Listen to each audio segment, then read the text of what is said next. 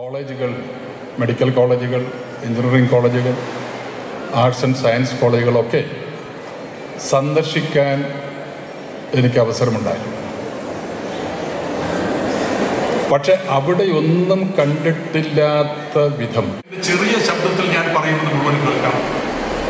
കോൺട്രിബ്യൂഷനാണ്, സംഭാവനയാണ്. ഞാൻ വന്നതിൽ കാറില്ല.